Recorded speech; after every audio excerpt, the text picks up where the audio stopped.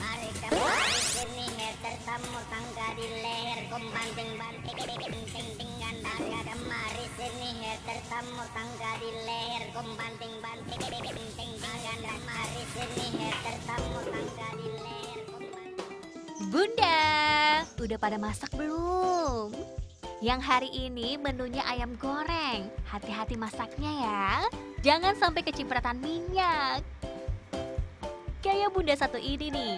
Jadinya pakai helm buat perlindungan diri. Widih. Gak cuma goreng ayam, skill masak penting biar hasilnya di lidah. Mamma mia lezzato.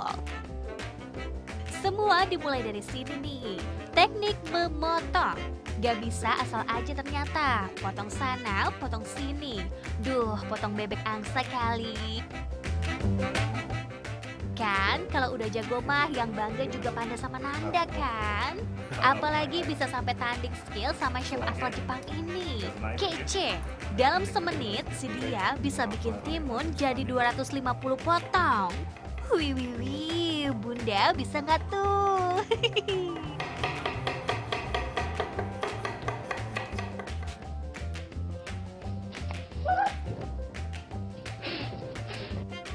Urusan dapur ini memang tricky ya, Buntan. Gak semua orang handal. Cuma-cuma zaman sekarang mah semua bisa beres. Menu yang bunda bikin bisa jadi kelihatan kelas dengan bantuan aneka peralatan dapur yang hits. Masak jadi simple dan tenang di hati.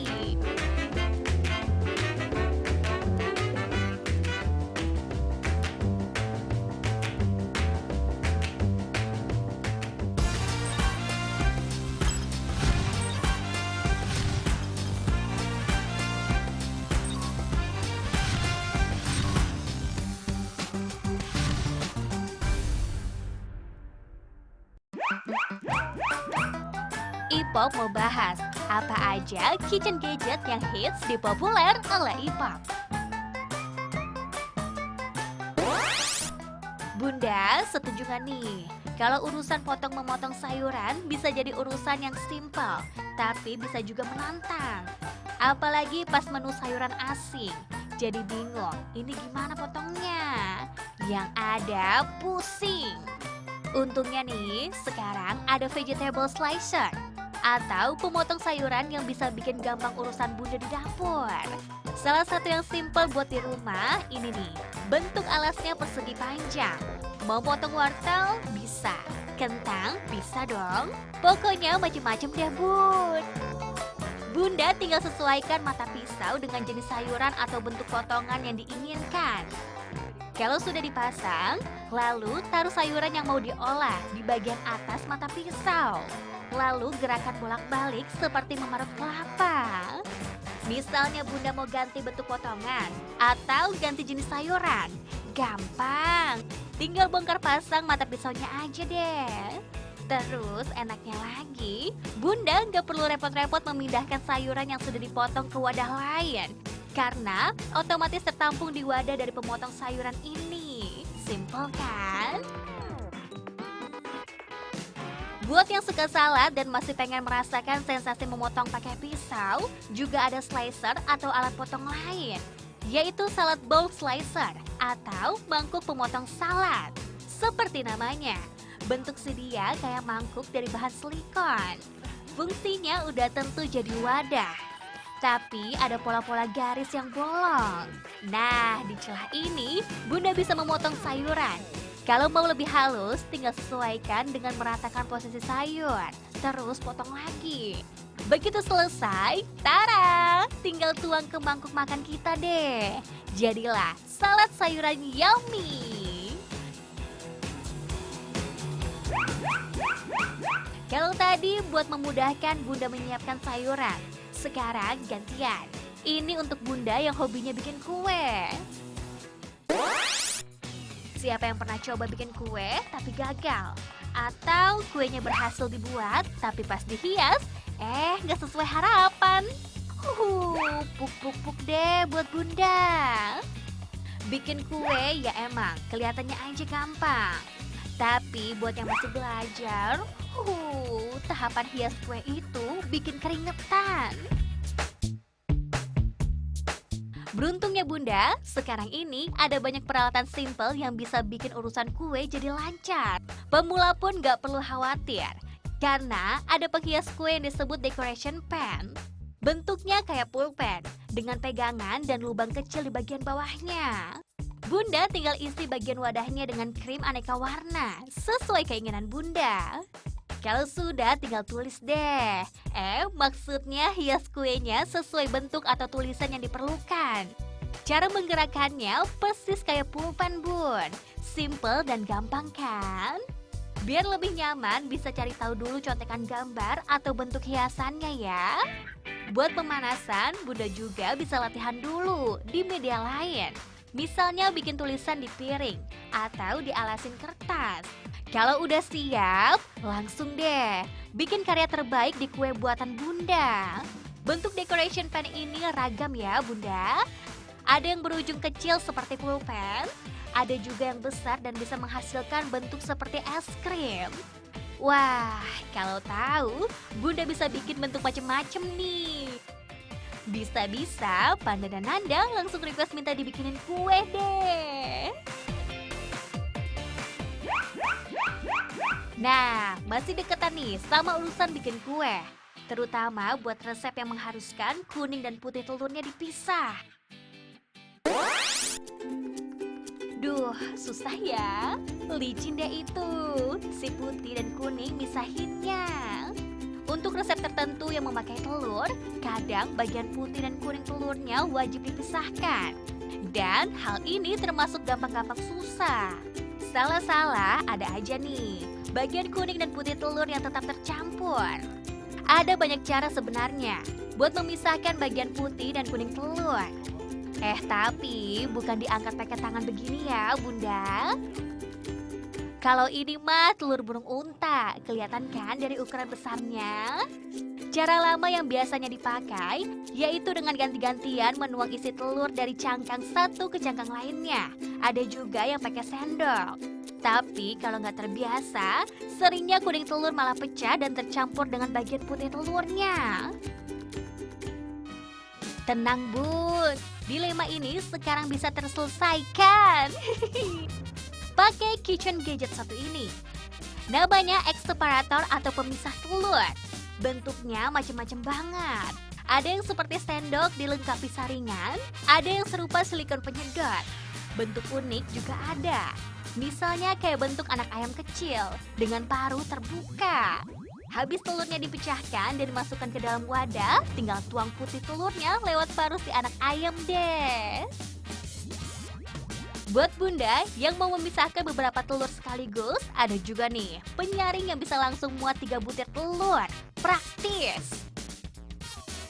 Kalau nggak mau ribet kena telur yang baunya agak amis, ada alat pemecah yang bentuknya mirip gunting.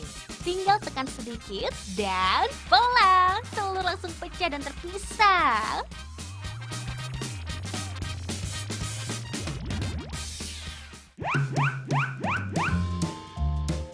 Kitchen gadget berikutnya cocok buat bun panan yang suka aroma segar.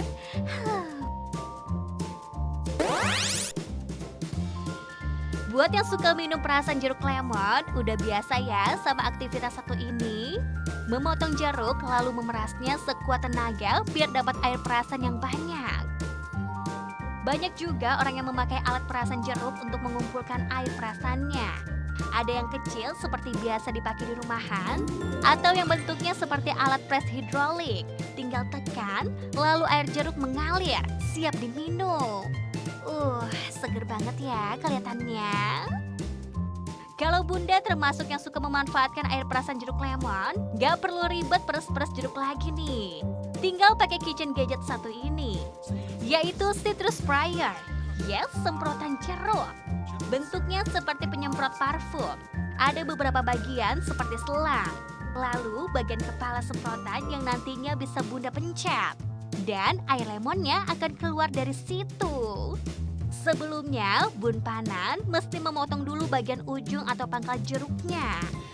Lalu, masukkan citrus sprayer ke dalamnya dan semprot deh. Alat ini sering dipakai untuk menambah sensasi segar jeruk lemon di makanan salad atau menghilangkan bau amis pada seafood seperti udang. Bunda juga bisa pakai untuk menyemprot ruangan di rumah biar jadi harum lemon. Selain citrus sprayer yang dimasukkan langsung ke dalam jeruknya, ada variasi bentuk lainnya. Sprayernya dilengkapi dengan penampung. Jadi, Bunda bisa merasakan secara manual terlebih dahulu. Terus tampung air perasan lemon ke wadah yang tersedia. Habis itu tinggal pasang kepala penyemprotnya. Tada! Siap semprot! Pengen coba bikin citrus sprayer sendiri di rumah? Bisa juga dong. Bunda tinggal siapkan botol penyemprot yang kosong dan pastikan bersih ya. Habis itu ambil bagian penyemprotnya. Taruh di jeruk lemon yang sudah dipotong. Jadilah citrus sprayer buatan sendiri. Dan terpopuler ala E-pop, kitchen gadget yang jadi incaran para bunda nih. Makan gorengan emang enak ya bun Panan. Garing, kriuk, apalagi kalau rasanya pas di lidah. Wah, seringnya nggak makan satu potong, tapi banyak. Apalagi di Indonesia ada banyak menu masakan dengan cara digoreng. Mulai dari lauk sampai cemilan gorengan yang macam-macam banget jenisnya. Kalau yang satu ini biasanya jadi kesukaan Ananda, kentang goreng. Rasanya gurih, kriuk sekali makan bisa banyak. Beda metode goreng, beda juga hasilnya. Kalau di deep fried macam ini bisa lebih garing dari goreng biasanya. Walaupun enak, kadang makan gorengan suka bikin merasa bersalah. Apalagi ingat, banyak minyak yang dipakai buat goreng. Bisa bye-bye diet. Tapi sekarang, para pecinta gorengan bisa lebih tenang berkat peralatan dapur satu ini. Namanya air fryer. Wah, ini lagi hits banget ya di kalangan para bunda. Alatnya simple, mungil tapi serba bisa. Mau masak ayam goreng? Bisa. Mau bikin steak pakai air fryer? Bisa juga. Bahkan panggang roti pun bisa. Kurang apa coba? Ada beragam tipe dan merek air fryer ya bun. Tapi secara umum alat ini terdiri dari beberapa bagian sesuai dengan fungsinya. Bagian utama dipakai untuk menaruh bahan makanan yang mau kita masak. Cara pakainya tinggal taruh bahan yang ingin dimasak lengkap dengan bumbunya biar makin sedap. Terus atur suhu dan durasi air fryer. Mirip seperti pemakaian oven, beberapa jenis makanan butuh lebih dari 1 kali pemanasan. Atau ada juga yang mengharuskan air fryernya dipanaskan terlebih dahulu. Hampir semua bahan makanan bisa diolah dengan alat ini. Tanpa perlu minyak, makanan yang dihasilkan bisa garing, kriuk. Ini karena sistem kerja air fryer yang seperti oven pemanas. Ada juga berbagai aksesori untuk air fryer yang bisa memudahkan bunda untuk memasak aneka makanan. Jadi tinggal diutak-atik aja sesuai kebutuhan. Terus asiknya lagi nih, masak jadi lebih simpel. Selama menunggu air fryer bekerja mengolah makanan, bunda bisa sambil kerjain urusan lain. Gak pakai minyak, lebih simpel. Dan pastinya memudahkan ya bun Panan. Nah, itu tadi berbagai peralatan dapur atau kitchen gadget kekinian buat bunda. Udah pilih mau yang mana? Cus, minta Panda beliin ya, bun.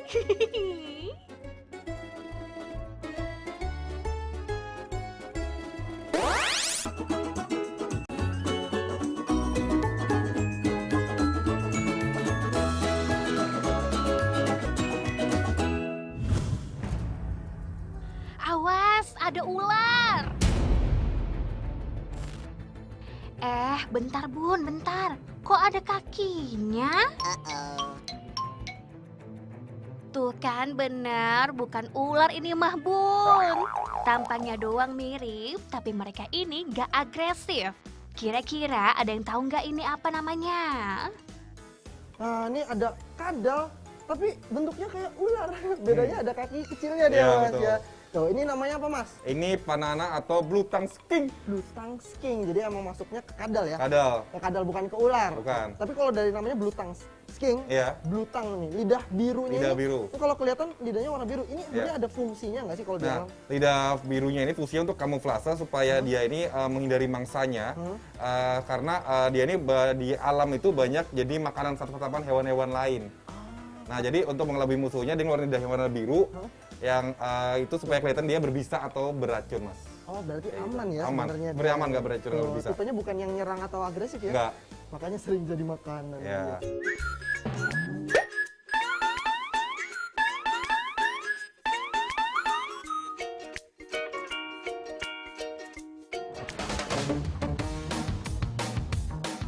Penampakannya 11-12 mereka sama si ular berbisa. Sepintas lewat bisa dikira ular emang. Makanya si dia suka juga dibilang ular berkaki. Tapi kalau dilihat dari dekat kelihatannya begini. Si kadal Panana punya 4 kaki. Tubuhnya gepeng atau kelihatan pipi dari samping. Kalau dari atas kelihatannya lebih lebar dibanding ular. Karakteristiknya juga pasif, suka di tempat-tempat gelap dan sepi. Dia ini suka yang panas apa suka yang dingin Nah, sebenarnya? kalau dia ini asal dari Indonesia, dia sukanya kelembapan tinggi, Mas. Oh, Suka lembab. suka lembab ya. Berarti nggak terlalu basah, nggak terlalu kering juga ya. Iya, karena cocok banget, makanya cocok banget untuk kita pelihara di rumah.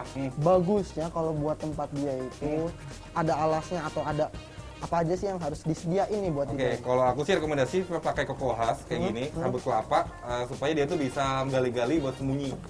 Karena dia tipenya pemalu, Mas. Oh gitu. Ini pemalu dia. Selain badannya yang nyentrik, cara berkembang biak si Panana juga nggak kalah unik. Kalau dia ini cara reproduksinya itu dia ini ovovivipar. Jadi itu bertelur di dalam badan. Terus setelah itu dia melahirkan anaknya itu dikeluarin. Jadi anaknya udah keluar, tapi telurnya di dalam badan dia. Jadi bukan Unik banget. bukan bertelur, bukan melahirkan, Iya. dua-duanya ya. Dua-duanya langsung. Ah, yaudah deh, langsung coba kita ini sebar Ya. ini ya. Kira-kira banyak apa atau kayak gimana sih? Let's go.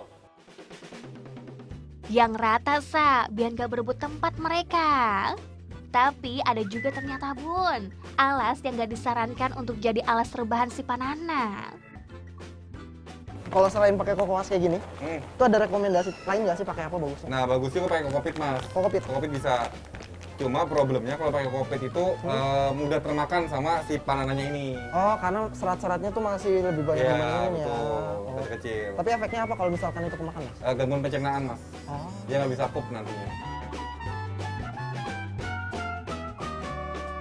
Nah, idealnya koko asiannya agak lebih tebal karena untuk ngebantu dia itu bersembunyi. Terus juga kalau musim kawin itu ngebantu dia tuh merangsang supaya kawin.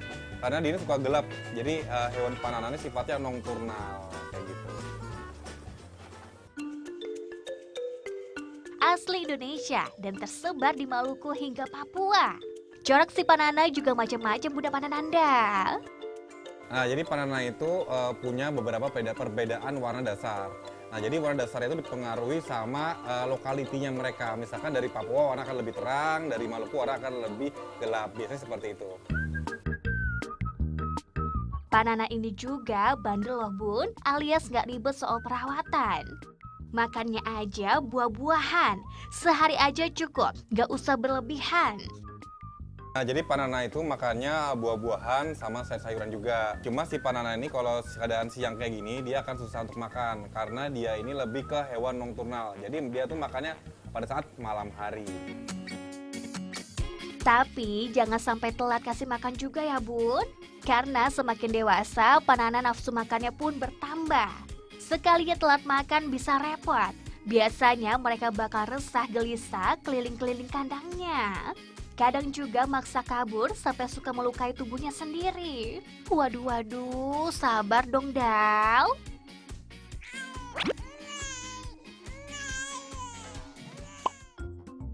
Punya umur hingga 20 tahun, Panana tergolong jinak kok bunda, buat jadi teman main Nanda di rumah. Asalkan hindari perubahan suhu yang drastis ya bun, karena dapat menyebabkan Panana flu. Nah, ini kalau misalkan dilihat dari dekat banget nih, bener kata Mas Iqbal. Jadi dia itu bukan sisik ya, walaupun emang dari jauh ini teksturnya kayak sisik. Jadi ini emang mulus nih. Tuh, tapi tetap ada siklus ganti kulitnya. Sama nih badannya yang gepeng ini fungsinya mempermudah mereka kalau di alam untuk masuk ke sela-sela lumpur ataupun kayu-kayuan untuk bersembunyi. Matanya cakep banget.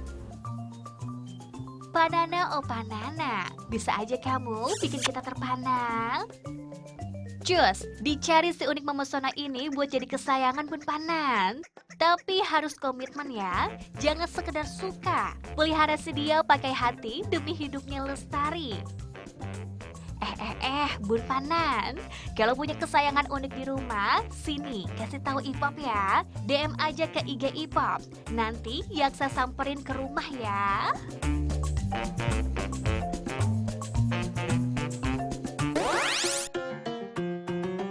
Ipop sajikan kuliner khas Betawi dari Jalan Tanah Tinggi. Udah tersohor sejak dulu bingit. Warung soto tangkar dan sapi ini udah buka sejak tahun 1946. Nah, ini katanya salah satu yang spesial, si sate tangkarnya. Habis ini ya, tetap di Ipop tersayang.